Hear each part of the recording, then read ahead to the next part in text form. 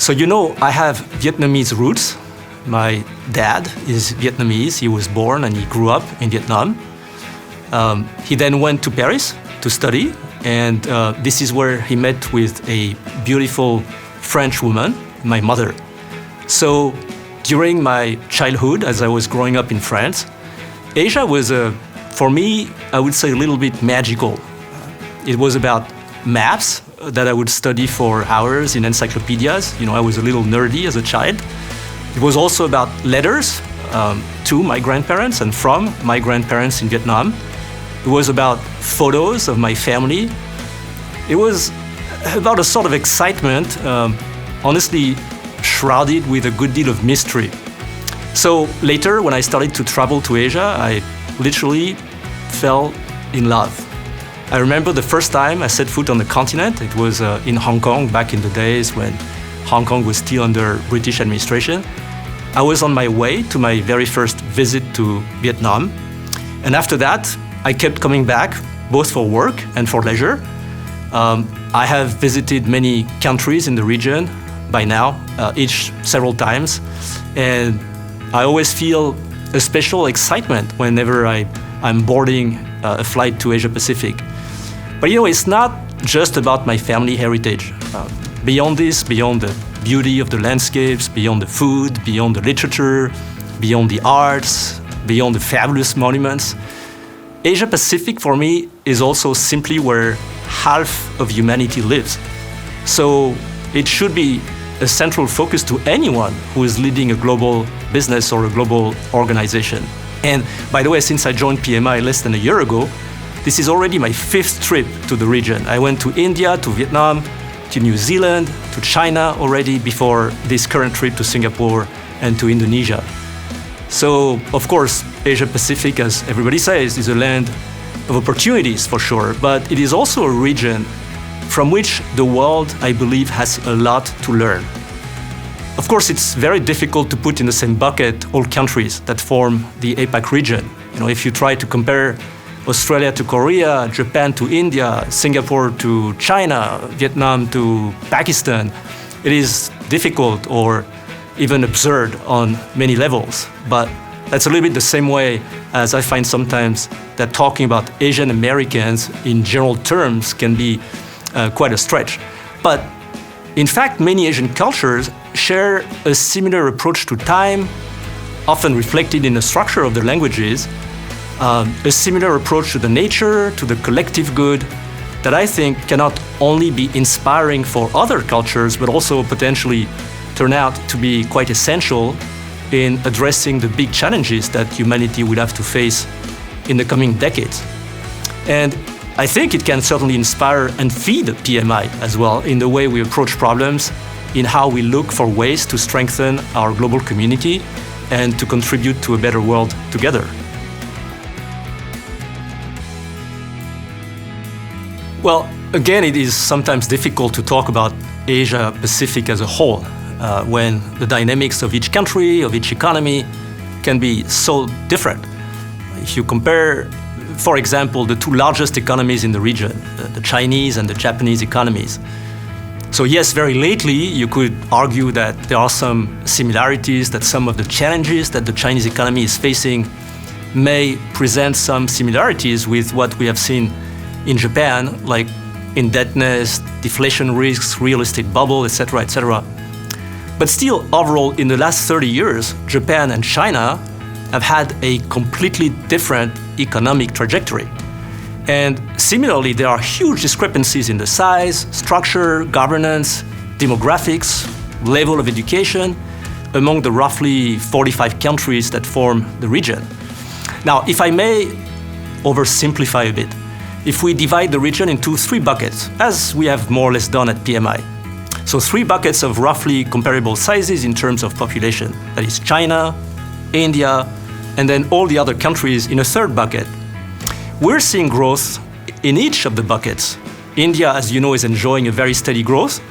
China, for all that is being said, is still expecting growth of roughly 5% this year in 2023.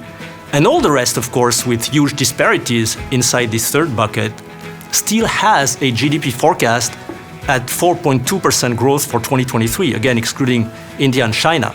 So that is significant growth. If you think about growth in Europe or North America, it's way above. And that growth is naturally fueling the project economy in Asia Pacific. I would also say that this is also compounded by the stage of development of many economies in Asia Pacific. We know that a sweet spot for the capital investments, and therefore for the project economy, is when GDP per capita stands somewhere between $4,000 and $18,000, because this is the inflection period in economic growth, when there is both still a need for large infrastructure development, but also when governments start having enough resources to invest in infrastructure development. And you will find many countries in the region that are there in this sweet spot, and many are still in the lower end of it. So the combination of all these factors, I believe, will drive significant growth in the project economy in Asia Pacific for the foreseeable future. And this in turn will drive incremental job creation and opportunities for project professionals. Let me also add one more thing.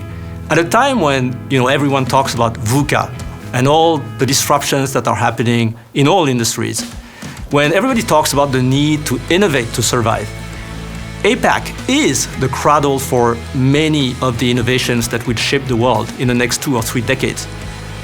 Of course, the competition is fierce. I'm not underestimating that. And in the US in particular, is a formidable competitor. But it's interesting to see that, for instance, more than half of the projects that have received subsidies from the Clean Energy Act so far, it is called, in fact, the Inflation Reduction Act for political reasons in the US, but it's essentially the hugely funded bill enacted by the Biden administration to innovate and fight climate change. So about half of the projects already funded, and that is over $100 billion so far, involve Asian companies, Chinese, Japanese, and Korean in particular.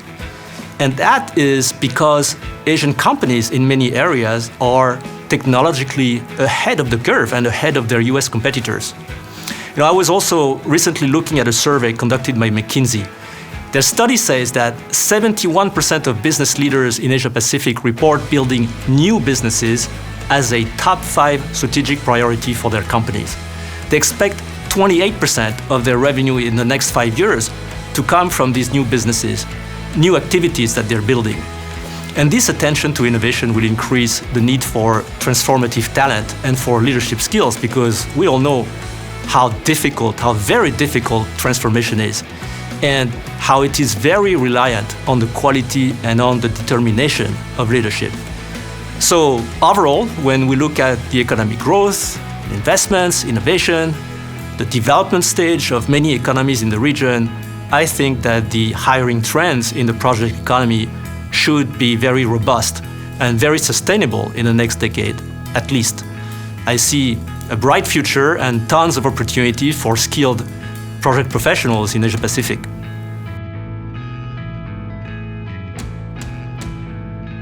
Everywhere, for the reasons I mentioned. But I would probably highlight in particular maybe those countries in the region that have growing demographics, driven by a large share of young people. I see an even brighter future for them because they will adopt innovation faster, and because they will also have the opportunity to supply the qualified professionals that the region is lacking. They could also benefit to an extent from a little rebalancing of the relationship and interdependencies between the US and China. I see this as a specific opportunity for the countries in Southeast Asia. Think of Indonesia or Vietnam, for instance. But in fact, the demand is everywhere. Japan, for example, may not have enjoyed stellar economic growth so far this century, but its economy is still very powerful, and its companies are successful in all corners of the planet, from construction to automobile, from electronics to entertainment, from beauty and fashion to pharmaceuticals. And right now, Japan is heavily focusing on digital transformation. Just as an example among others, Hitachi, for instance, is hiring 30,000 professionals across Japan to drive transformations over the next 3 years. And behind all of these are project professionals, because project professionals are the driving force behind this larger vision of creating a deeper impact on society, on economy, on your country, or on your company's business. So the job of project professionals is to turn these ideas into reality by focusing on outcomes and on value delivery.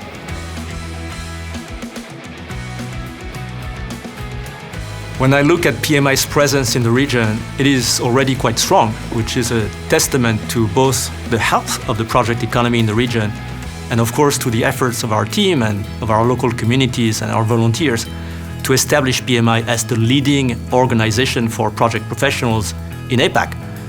Now, in APAC, outside of India and China, we have close to 130,000 certification holders, close to 60,000 members, and over 20,000 chapter members. And of course, we're growing. In terms of certifications, of course, PMP remains dominant. It's about 93% of our certifications in the region. But it is important to remember that PMP is not a static certification. Its content has evolved a lot over time. It has incorporated a lot of agile and hybrid. It focuses on leadership and power skills beyond technical skills. And that is how PMP has remained and will remain relevant, even table stakes for project professionals. So we do see, though, some differences across the region, with high demand for our specific agile certification, PMI ACP, in countries such as the Philippines, Japan, Australia, or Vietnam. Or for our construction-specific certification, which is called PMI CP, in countries such as Singapore or Australia. I think we have a lot of opportunities to both play a bigger role in agile transformation, but also to support capital investment industries in the region. We are still at the beginning of our journey in Asia Pacific, and I think we can still touch many more professionals, many more industries as well. For instance, since the board and myself visited Vietnam less than 6 months ago, our chapter there, that is managed by a very dynamic team, has seen tremendous growth, and their untapped potential is still huge. But even in more mature markets, there is a lot to do. For example, we added a new chapter in Tasmania this year. I want to call out the work, by the way, of our teams and volunteers who made this happen and thank them for all the efforts they put into it. And it's another testament to the power of attraction of the PMI community all across the globe. So specifically for a region as diverse as Asia Pacific, the local chapters really serve as the truly local arm of PMI. For instance, by delivering PMI knowledge and content in local languages, and by bringing local context to our thought leadership. Now, if we keep nurturing our values, if we keep being at the same time a global and inclusive organization, we will be able to bring the power of many to each project professional we touch. And that way, not only contribute to Asia Pacific leveraging its extraordinary potential, but also to help Asia Pacific through the collective talent and experience of its project professionals to increase its global influence and impact in building a better world for all of us.